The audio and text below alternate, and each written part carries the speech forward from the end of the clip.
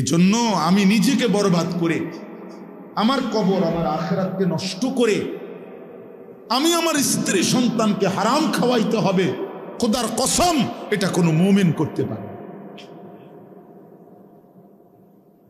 কোনো মুমিন করতে পারে। আমার ছেলে কোনোদিন এক ওয়াক্ত ফজরের নামাজ পড়বে না, আর এমন জানোয়ারের জন্য আমি কামাই করুম, কমপক্ষে আমি আনিস এমন বেকুব না। তার লগে আমার আগে বোঝাপড়া করা দরকার। তুই মুসলমানের বাচ্চা কিনা আগে এটা বল, তুই ইমানদারের সন্তান কিনা বল বেটা। যদি তুই মুসলমানের বাচ্চা হস, আমি তোর জন্য মাথার ঘাম পায়ে ফেলে কামাই করমু, আমার এই কষ্টের উপার্জনের কিনা ফ্যান, খাট, পালং, সোফা, ফার্নিচার, বাজার সদাই, আর তুই বেঈমান সারা রাত মোবাইলে নারী দেখবি, ছবি দেখবি, কোনোদিন ফজরের নামাজ পড়বি না, এমন জানোয়ারের জন্যই আমি কামাই করলাম না। এমন হাইওয়ানের জন্য কামাই করতে বলছে কে? যার কপালে সেজদা নাই, অত মানুষ না। এখানে আছে, দেখেন আপনি। আল্লাহ তাআলা বলছে সবচেয়ে নিকৃষ্ট মানুষ সে যে নামাজ নষ্ট করে। ফাখালাফা মিন বাদিহিম খালফুন, প্রত্যেক প্রজন্মের নিকৃষ্ট কারা? আল্লাহ বলেন আদাউস সালাহ, যারা তাদের নামাজকে নষ্ট করে দেয়। এখানে তাফসীরের মধ্যে লিখছে অর্থ হইল যারা নামাজ ছেড়ে দেয় তারা না, বরং যারা নামাজ পড়ে কিন্তু নষ্ট করে। অর্থ হইল তিনটা। এক, যে ব্যক্তি নামাজ পড়ে কিন্তু সবসময় বিলম্ব করে, যথাসময়ে নামাজ পড়ে না। দুই, যে নামাজ পড়ে কিন্তু নামাজের ফরজ, ওয়াজিব, রুকু, সেজদা, তাসবিহ এগুলো ঠিকমতো আদায় করে না। তিন, যে নামাজ পড়ে কিন্তু নিয়মিত জামাত ত্যাগ করে, মানে নামাজের জামাতে পড়ে না। এই ব্যক্তিকে বলা হয়েছে সে নামাজ নষ্ট করে, সে নিকৃষ্ট মানুষ। তাইলে যে নামাজই পড়ে না সে কি? সে কোনো আইটেমের মধ্যেই নেই। না না, হে কোনো আইটেম নাই, হয় কোনো কি প্রকারের মধ্যেই নাই, ওর আলাদা কোনো প্রকারে নাই। বেনামাজির কোনো পরিচয়ই নাই, বেনামাজি কোনো মানুষের কাতারে না, বেনামাজি কোনো ইনসানে না, বেনামাজি কাল আনআম, চতুষ্প জন্তুর মতো, অথবা তার চাইতে নিকৃষ্ট। উপরে উঠার কোনো সুযোগ নেই। গরুর চাইতে উপরে যাইতে পারবে না সে, ছাগলের চাইতে উপরে কোনো মর্যাদা তার নাই, কুকুর বিড়ালের চাইতে বড় কোনো মর্যাদা তার নাই। আর যদি বেশি নামাইতে হয় তো এর চাইতে নামাইতে হবে, উপরের দিকে যাই। হ্যাঁ হ্যাঁ, এই জন্য বাপ, তোমরা ছেলেরা আলাদাভাবে তোমরাও ভাবা দরকার। আর অভিভাবক যে কয়জন আছেন সামনে, আপনাদেরও ভাবা দরকার আপনার জীবনের উপার্জন কি। ভাত মিললে মিলবে, পানি মিললে মিলবে, সেটা আপনার মর্জি, দিলে দিবেন, না দিলে না দিবেন, খাওয়াইলে খাওয়াইবেন, পান করাইলে করাইবেন। তো রব্বানা লিয়ুকিমুস সালাহ, তারা যেন নামাজ আদায় করে, নামাজ আদায় করে। এক সন্তানের জন্য বাবার প্রথম চাওয়া তার নামাজ, এক স্ত্রীর জন্য স্বামীর প্রথম চাওয়া নামাজ, এক মেয়ের জন্য বাবা মার প্রথম চাওয়া তার নামাজ, তার সিজদা, তার পর্দা, তার আখিরাত। কারণ আমরা মুসলমান, আমরা মুসলমান, আমরা বেঈমান না, আমরা দুনিয়াদার না, আমাদের গন্তব্য আখিরাত। আজ যদি আমরা মুসলমান ভুলে যাই আখিরাত, তো আখিরাত মনে রাখবে কে? হিন্দু বৌদ্ধরা, ইহুদি খ্রিস্টানরা? ওরা তো বুঝেই না কিছু। আল্লাহ তো কোরআনে বারবার বলছে ওরা বোকা, আহম্মক, লা ইয়াকিলুন, লা ইয়াফকাহুন, কোরআন সুন্নাহ বিহীন, তারা তো দলালিম মুবিন, স্পষ্ট গোমরা। তা আল্লাহ তাআলা বলছে মুমিন, আমি তোমাকে ঈমান দিলাম, নবী রাসূল দিলাম, আমার আসমানি কিতাব দিলাম, যুগে যুগে বুঝাইবার জন্য উলামা কেরাম দিলাম, তারপরও পথ হারাইলা কেন? এই কয়জন ছেলে পেলে বাবা তোমরাই বলো ভাই, কিসের অভাবে নামাজের গুরুত্ব বুঝলা না? কি আল্লাহ চেনো নাই, না রসুলের নাম শোনো নাই, নাকি কোনো আলেমের মুখে কোনোদিন শোনো নাই, না কোরআন শরীফ কোনোদিন দেখো নাই, নাকি কোনো মসজিদ দেখো নাই জীবনে কোনোদিন, নাকি কোনো আজান শোনো নাই কোনোদিন? কিসের অভাবে হারায় গেলা যারা নামাজ পড়ো না? বাফ একটা যুক্তি তো থাকবে, হুজুর আমি এমন মরুভূমিতে ছিলাম যেখানে কোনো মানুষ ছিল না, যার কারণে আমি আল্লাহ চিনি নাই, আখেরাত চিনি নাই। আমি এমন পাহাড়ের গভীরে ছিলাম, আমি এমন সাগরের তলদেশে ছিলাম যেখানে কোনোদিন আজান শুনি নাই, যেখানে কোনোদিন কারো কাছ থেকে আল্লাহর পরিচয় শুনি নাই। চারিদিকে এত মসজিদ, এত মাদ্রাসা, এত উলামা, এত টুপি, এত আজান, তারপরেও তোমরা যারা বাবা দিনের পর দিন নামাজ পড়ো না, কিসের অভাবে? কি যুক্তিতে? আল্লাহর সাথে বুঝাপড়াটা কি হবে? রাসূলুল্লাহ সাল্লাল্লাহু আলাইহি সাল্লামের সুপারিশ কেমনে হবে? কেমনে হবে? আল্লাহর নবী সাল্লাল্লাহু আলাইহি সাল্লাম বলেন, বেঈমানের সাথে ইমানদারের যুক্তি, আল্লাহর নবী বলছে আসসালাহ, নবীজি বলছেন আল আহাদ, চুক্তি। মানে আল্লাহ তাআলার নবী বলছে আমরা যেন বেঈমানের সাথে এই কথার ওয়াদা করে নিছি, চুক্তি করে নিছি, তুই আল্লাহকে সেজদা দিবি না, আমি ওয়াদা দিলাম, আমি তোর সাথে চুক্তি করলাম, আমি মৃত্যু পর্যন্ত আমার আল্লাহকে সেজদা দেব। এটা হলো মুমিন আর কাফেরের চুক্তি, অর্থাৎ তুই সেজদা দিবি না, আমি দেব। আল্লাহর নবী বলছেন ফারকু বাইনানা ওয়া বাইনাল কুফরি ওয়া শিরক, আমাদের ইমানদারের মাঝে আর মুশরিক কাফেরের মাঝে পার্থক্য আসসালাহ, নামাজ। নামাজ, ইমানদার সেজদা দেয়, নামাজ পড়ে, মুশরিক বেঈমান নামাজ পড়েন। নবীজি সাল্লাল্লাহু আলাইহি সাল্লাম বলছেন মান তারাকা সালাতাম মুতাআম্মিদান ফাকাদ কাফারা, যে ইচ্ছে করে নামাজ ছেড়ে দিল সে কুফরি করল। খোদার কসম বাপ, তো রাসূলুল্লাহ সাল্লাল্লাহু আলাইহি সাল্লামের হাদিস। তুমি যদি দুই চার শব্দ পড়ালেখা করে কিছু বুঝো, আমরা তো পড়ালেখা করছি, আমরা বেকুব দেখে নি নামাজ পড়ি, বোকা দেখে নি হালাল খাইতে চেষ্টা করি, ওকে আহম্মক না, পড়ালেখা নাই আমগো। আমার তো সার্টিফিকেট আছে অনেকটি, কয়টা সার্টিফিকেট লাগবে? হ্যাঁ, এক পলিথিন সার্টিফিকেট হইব। আমি তো সারা বাংলাদেশে ফার্স্ট হয়েছি আলহামদুলিল্লাহ, সারা বাংলাদেশে 1998 সালে সমগ্র বাংলাদেশে 1 নম্বর হয়েছে। আমার অনেক সার্টিফিকেট আছে, এটি কই আছে কইতেও পারি না, কোন আনে থুয়ে রাখছি। তো অর্থ বললে তো বোকা না, সেজদাওয়ালা কি বোকা চাচা? ওরা কি ভাবছে, ওরা কি ভাবছে? শয়তান দুশ্মন ওদেরকে একটা চুলের মধ্যে লাগায় রাখছে, যে সারাদিন চুল ফিরাইবা এভাবে, এতে সালা এদের একটা কাম দিছে, শুধু চুল এটারে ফিরাইবা, চুলের উপরে 3 মাসের ডিজাইন বদলাইবা, চুলের উপরে কমপক্ষে 500 টাকা চুলের সেলুনে খরচ করবা।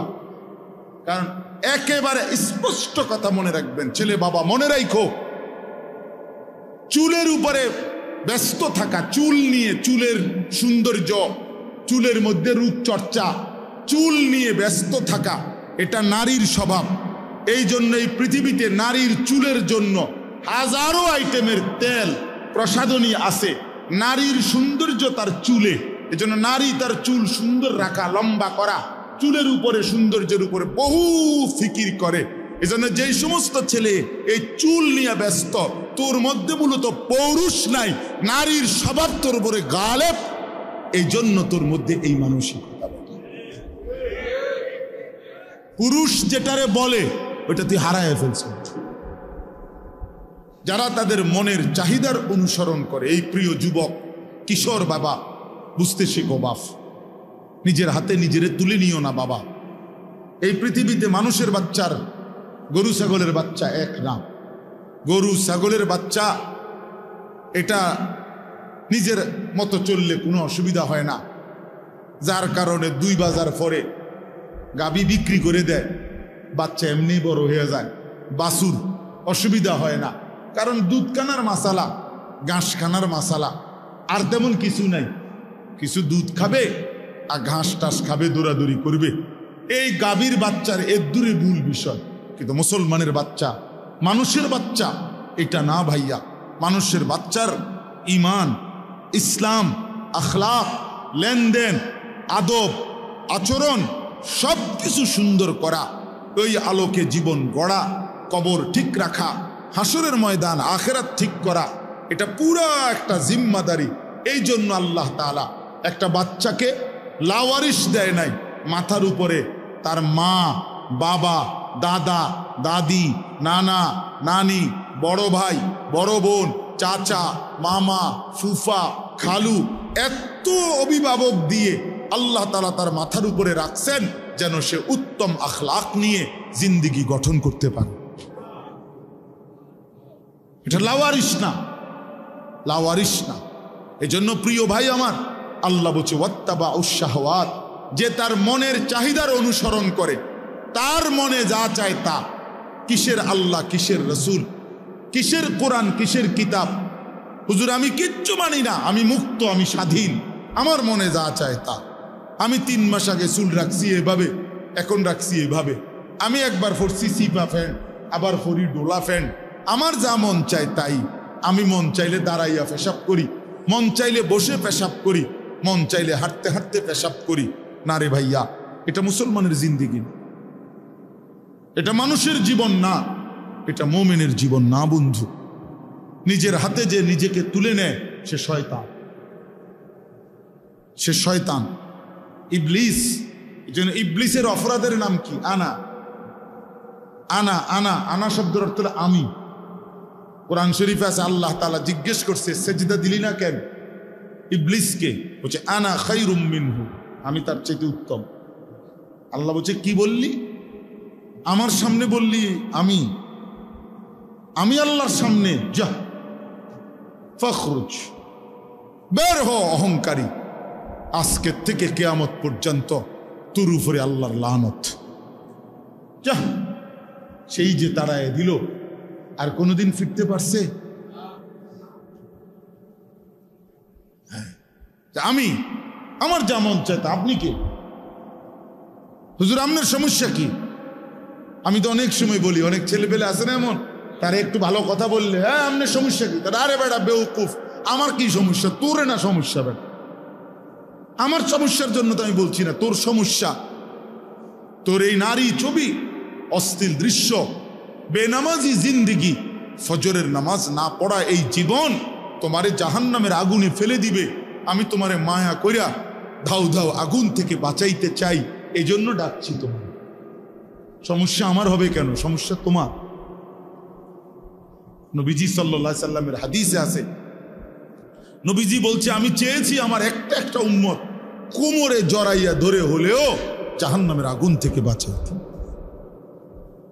সর্বশেষ কথা, ফাসাউফা ইয়ালকাউনা গাইয়া, আল্লাহ বলে এই 2টি মন্দ অভ্যাস যারা তাদের নামাজ নষ্ট করে, মনের ইচ্ছা মতো চলে, তারা নিকৃষ্ট প্রজন্ম, মন্দ উত্তরসূরি। আমি আল্লাহ তাদেরকে জাহান্নামের সবচেয়ে নিকৃষ্ট গর্ত গাই, এই গাই নামক গর্তের মধ্যে ছুঁড়ে মারে। পুরা জাহান্নামের মধ্যে সবচেয়ে নিকৃষ্ট একটি আযাবে, সবচেয়ে ভয়ঙ্কর একটা গর্তের নাম হলো গাই। তাফসীরে আছে। আশ্চর্য কথা হলো নবীজি বলছে এই জাহান্নামের ওই গুহাটা এতটা ভয়ঙ্কর, জাহান্নামের বাকি অংশ আল্লাহর কাছে পানাহ চায় যে আল্লাহ আমি জাহান্নামকেও ওই গর্তে ফেলিয়ে নেব। হাদিস আছে, আমি জাহান্নামকেও কি করেন না ওই গাতাত ফেলেন। আল্লাহ বলছে ফাসাউফা ইয়ালকাউনা গাইয়া, আমি ওই নাফরমান যে নামাজ নষ্ট করে আর তার মনের মতো চলে, আমি তার সেই গাই নামক জাহান্নামের গর্তে ছুঁড়ে মারি। আল্লাহ বলেন, যে বান্দা তওবা করে গুনাহ ছেড়ে আমি আল্লাহর দিকে ফিরে আসে, ও আমানা, এবং আমি আল্লাহরে মেনে নেয়, ও আমিলা সালিহান, এবং নেক আমল করতে থাকে, ফাউলাইকা ইয়াদখুলুনাল জান্নাহ, আমি আল্লাহ ওয়াদা দিলাম এরা সকলেই জান্নাতেই প্রবেশ করবে। ওয়ালা ইউজলামুনা শাইআ, কোনো জুলুম করা হবে না, অর্থাৎ পিছনের ওই গুনাহগুলোর কারণে লজ্জা দেওয়া হবে না, বরং তওবা করে ফিরে আসলে, নতুন করে বন্দিগি শুরু করলে আমি আল্লাহ এখন থেকেই তারে জান্নাত দিয়ে দেব। এই জন্য প্রিয় ভাই, প্রিয় কিশোর, নওজোয়ান, বয়স্ক বাবা, আমিও, আমরা সবাই মিলে চলেন আল্লাহর দিকে ফিরে আসি। কার দিকে বলেন না, কার দিকে ফিরা দরকার? নবী সাল্লাল্লাহু আলাইহি সাল্লামের সুন্নাতের দিকে। আল্লাহ তাআলা আমাদেরকে তৌফিক দান করেন। আল্লাহ, ছোটবেলায় আমরা যখন মোটামুটি পড়ালেখা করতাম, আমাদের বুঝের বয়সে আমরা ছোটবেলায় দেখছি যে ডাক্তার, একজন ডাক্তারই MBBS ডাক্তার সব রোগের চিকিৎসা করত। যে কোনো রোগীকেই ওনারা ওষুধ দিত আগে। কিন্তু আজকে 30 বছরের ব্যবধানে আইসা, 20-25 বছরের ব্যবধানে আইসা, এখন পরিস্থিতি হলো এমন, মানব দেহের প্রত্যেক অঙ্গের আলাদা আলাদা স্পেশালিস্ট ডাক্তার, আলাদা আলাদা ডিপার্টমেন্ট, নাক কান গলা আলাদা, চক্ষু আলাদা, ব্রেনের আলাদা, অনেক ডিপার্টমেন্ট, অভাব নাই, আলাদা আলাদা বিষয় ডাক্তার। আগে এমন ছিল না, আগে একই ডাক্তার সব ওষুধ দিত। কিন্তু পরিবেশ পরিস্থিতি, প্রয়োজনীয়তার বিবেচনায় ভিন্ন ভিন্ন আলাদা আলাদা ডিপার্টমেন্ট করা হয়েছে। তাইলে একটা সময় আমরা মাদ্রাসায় পড়তাম, দেখা গেছে ছোটবেলাতেও দেখছি, নুরানিতে পড়তাম, তো এক ওস্তাদ সকাল থেকে নিয়ে রাত 10টা পর্যন্ত এই 10 জন 20 জন 30 জন বাচ্চাকে সব বিষয় উনি একাই পড়াইতেন। সময়ের প্রয়োজনে এখন বিষয়ভিত্তিক আলাদা আলাদা শিক্ষক ভিন্ন ভিন্ন রাখা আছে। তাইলে পরিবেশ পরিস্থিতি প্রয়োজন বিবেচনায় একই বিষয়কে অনেক সময় ভাগ করা হয়, কাজটা যেন বেশি হয়, প্রয়োজন যেন বেশি পূরণ হয়। তো আমাদের দেশে আলহামদুলিল্লাহ একটা সময় এলাকা 10 গ্রাম 5 গ্রাম মিলে ওয়াজ মাহফিল একটা বা দুইটাই হইত। 10 গ্রামে দেখা গেছে 5 গ্রাম মিল্লা একটা মাহফিল। আমি এমন একটা মাহফিলেও গেছি একবার, 2-3 বারই গেছি ওইখানে, কিশোরগঞ্জের দিকে। ওনারা বলছে যে হুজুর, আমরা আশেপাশের মোট 10 উপজেলা মিলে এই একটা মাহফিলের আয়োজন, 10 গ্রাম না, 10টা উপজেলার লোক একসাথে হইয়া বিশাল মাহফিল। তাহলে এক সময় এমনটা ছিল। সময়ের প্রয়োজনে এখন এলাকা ভিত্তিক, মহল্লা ভিত্তিক বিভিন্ন প্রয়োজনে আলহামদুলিল্লাহ এখন অনেক মাহফিল আগের চাইতে 10 গুণ বেড়ে গেছে। প্রতিটা মসজিদওয়ালা মনে করে ওনাদের মসজিদের জন্য একটা বাৎসরিক মাহফিল করা দরকার, মাদ্রাসাওয়ালা মনে করে মাদ্রাসার জন্য একটা বাৎসরিক মাহফিল দরকার, কবরস্থানওয়ালারা মনে করে কবরবাসীদের রুহের মাগফিরাতের জন্য একটা মাহফিল করা দরকার। এরকম অনেকভাবে প্রবাসীরা মনে করে যে আমরা প্রবাসীদের উদ্যোগে একটা মাহফিল হওয়া দরকার। এরকম বিভিন্ন ভাবে আলহামদুলিল্লাহ অনেক মাহফিল এখন বেড়ে গেছে। এই মাহফিলগুলোর পরেও আবার ওলামায়ে কেরাম প্রত্যেক শুক্রবার দিন জুমার নামাজে বয়ান করতেছে। বছরে 52 সপ্তাহ, এক বছরে 4 × 48, প্রতি মাসে 4 সপ্তাহ 4টা জুমা। আর 4 মাস আছে এমন যেখানে জুমা হয় 5টা। যেমন এই যে আগস্ট মাস আসতেছে, আগস্ট মাসে 5টা জুমা। তো 52টা জুমায় মনে করেন একই মহল্লার মসজিদে একই মানুষগুলোর সামনে এক বছরে 52 বার খতিব সাহেব বয়ান করেন। এরপরেও আল্লাহর কথা শোনাবার বলবার যে পরিমাণ প্রয়োজন তা আসলেই পূরণ হয় নাই।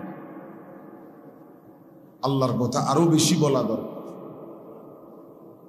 আল্লাহর দিকে আরো বেশি ডাকা দরকার। আপনারা বুঝবেন, একটি মহল্লার মধ্যে, একটি দেশের মধ্যে, আমাদের শুধু বাংলাদেশেই মনে করেন টেলিভিশন চ্যানেল অনেক অনেক 100-এর উপরে। এ দুনিয়াবি সামান্য খোঁজ খবর, মুখানে কাজ্জা লাগছে, মুখানে মারামারি লাগছে, মুখানে সিএনজি উল্টাইয়া গেছে, মুখানে বাস অ্যাক্সিডেন্ট করছে, এই কথাগুলা, এগুলাও কমপক্ষে 100 চ্যানেল একই দিনে প্রতি ঘন্টায় ঘন্টায় প্রত্যেকেই প্রচার করে। প্রত্যেক ঘন্টায় 12 ঘন্টায় 12 বার কি হয় সংবাদ প্রচার। আবার অনুষ্ঠান যাই চলে নিচে দিয়া, আবার হেডলাইন এগুলা সারাদিনে উঠতে থাকে। ওই খবর 24 ঘন্টাই দুনিয়ার খবর শোনানো হয়। ঘন্টায় ঘন্টায় তো একবার বলেই আবার লেখা এগুলা উঠতে থাকে, শিরোনামগুলা।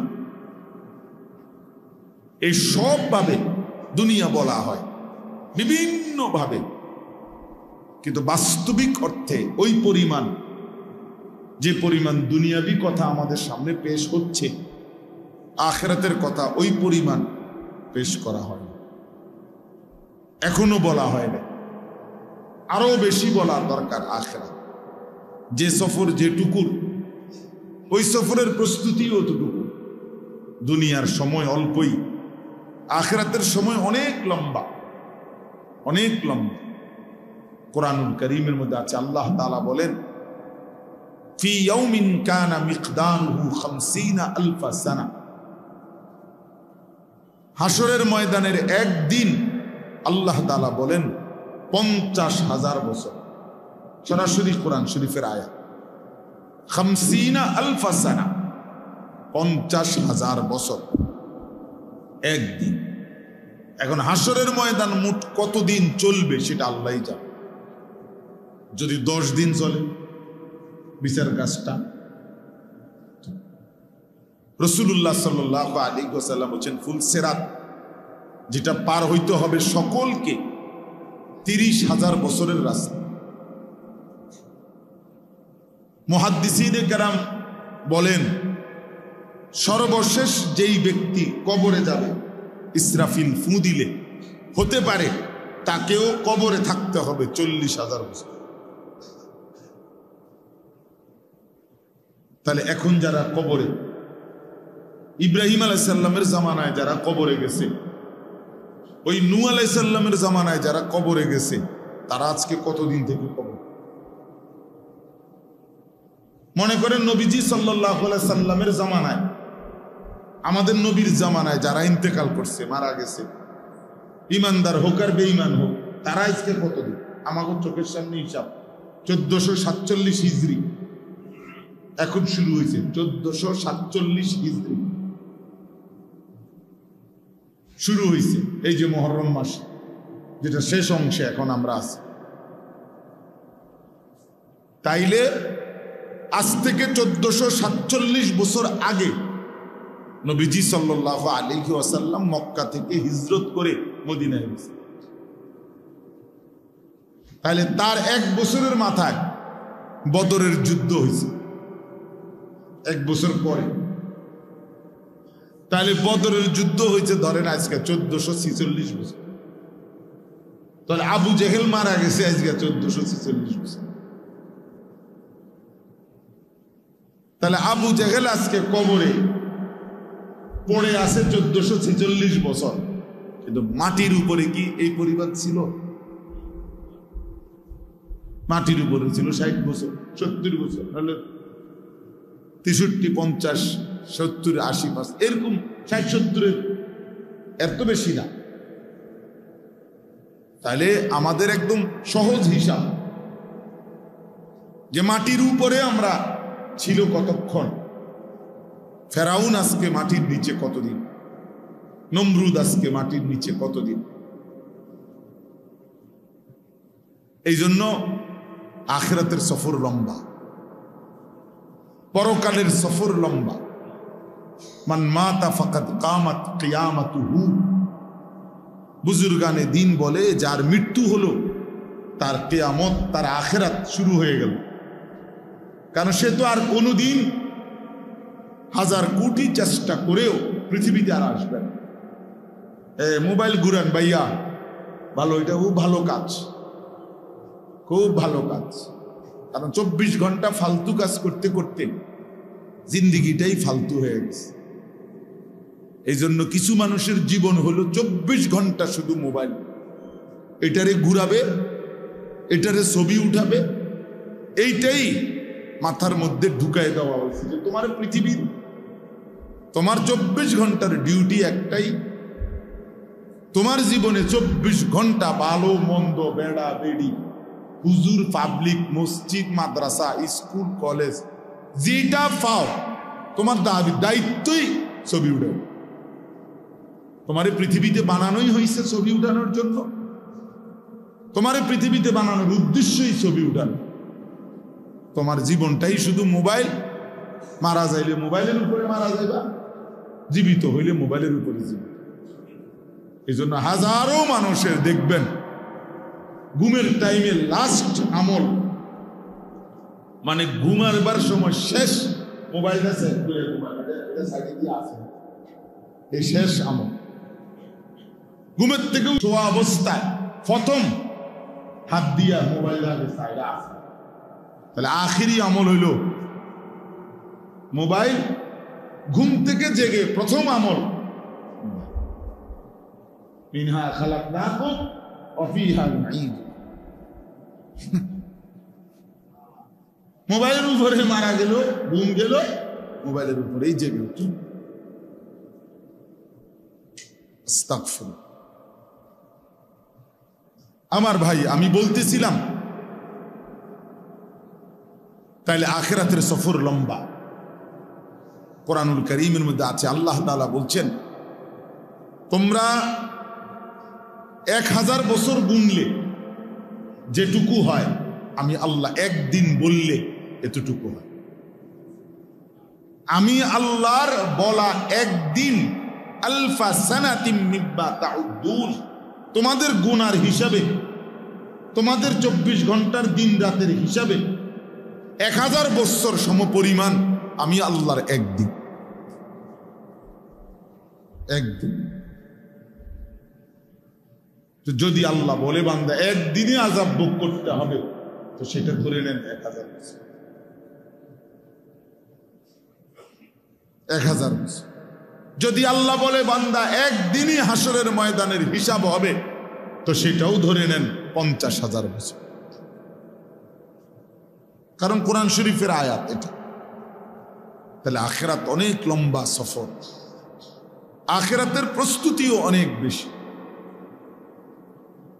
40 দিন আমরা হজ্জের সফরে গেছি, অনেক কিছু নিয়ে গেছি, অনেক কিছু, নেইল কাটার, কেচি, ছুরি, পেলে, ছোট একটা মগ, দস্তরখান, 4-5টা মেসওয়াক, 2টা লুঙ্গি, 6টা পাঞ্জাবি, টুপি, গেঞ্জি, ব্রাশ, পেস্ট, মেসওয়াক,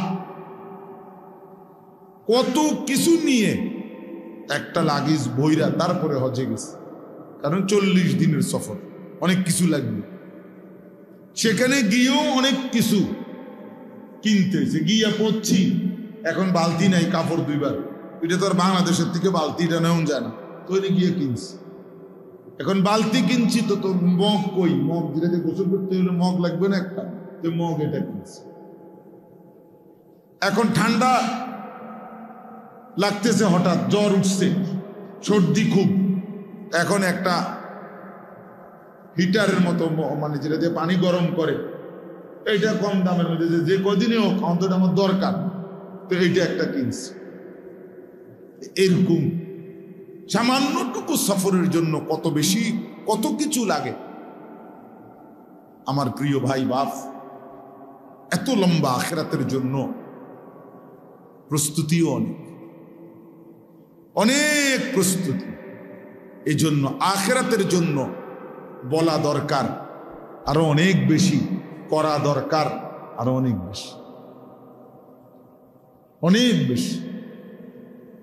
এই জন্য উলামায়ে কেরাম প্রতিনিয়ত বর্তমান সময় মানুষের ভিতরে গুনাহের প্রবণতা, আল্লাহর নাফরমানির প্রবণতা মাত্রাতিরিক্ত, মাত্রাতিরিক্ত। মানুষ যেন বানের পানির মতো, বন্যার পানির মতো বাঁধ ভাঙ্গা আল্লাহর নাফরমানির প্রতিযোগিতা করতেছে। ঘরকে ঘর, ঘরকে ঘর, ঘরকে ঘর। এক সময় তো শুধু টেলিভিশনের সামনে সবাই দেখত, এক সময় তো নির্দিষ্ট সিনেমা হলে গিয়ে দেখত। আজ এই বড় মোবাইল, এই আধুনিকতার এই যুগে আইসা প্রত্যেকের হাতে হাতে মোবাইল, ছোট বড়, নারী পুরুষ, এমন বহু স্বামী স্ত্রীও আছে এই যে একসাথে ঘুমাইছে, শুইছে একসাথে, ঠিক আছে, কিন্তু কারো মধ্যে কোনো ব্যক্তিগত কোনো আনন্দ, কথাবার্তাও নাই। দুইজনের দুইটা মোবাইল, উনি উনারটা দেখতেছে, বেরিয়ে বেডিরটা দেখতেছে, এরই মধ্যে দুজনের ঘুম চলে আসছে। অর্থাৎ মোবাইল আপনজনকে পর্যন্ত কেড়ে নিছে, ব্যক্তিগত আবেগ ভালোবাসাও কি করে নিছে। আপনি যেই কোনো দূরপাল্লার বাসে চড়েন, দেখবেন যে আমি বহুত দেখছি, এই বাসের আগে বাসে পরিচয় হইতো, কথা কথায় মানুষে হইতো যে কথা কথায় আমার আত্মীয় হয়ে গেছে, এরকম বলতো। এখন আর কেউ কারোর সাথে কথা বলে না, প্রত্যেকের মোবাইলই এতটাই ব্যস্ত। কুমিল্লা ক্যান্টনমেন্টে নামবে, নামার টাইমের সময়ও আমি নিজ চোখে দেখছি, সে মোবাইল থেকে মাতালগি দিয়ে কন্ট্রাক্টরে কইছে ক্যান্টনমেন্ট নামাই দিও, আবার আবার দেখতেছে, ফেসাব করতেছে দাঁড়াইয়া, অপদার্থ ওই অবস্থাতেও মোবাইল দেখ নিচে মুতের, এটা কি গায়ে মুতে না মাই রাস্তাত মুতে, এত কিছুর দরকার, মোবাইল টিপতেছে। 24 ঘন্টা জিন্দিগি এভাবে আমার।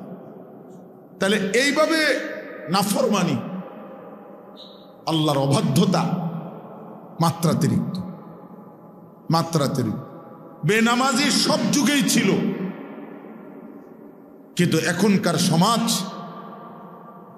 এই পরিমাণ সাহসী যে দিনের পর দিন, বছরের পর বছর ভদ্র ভালো ফ্যামিলির মুসলমানের ছেলে মেয়ে এক ওয়াক্ত নামাজ পড়ে না, এটাকে বাপ মাও কিছু মনে করে না, সমাজ পরিবার এলাকা মহল্লার চাচা জেঠা দাদারাও কিছুই মনে করে, কিছুই মনে করেন।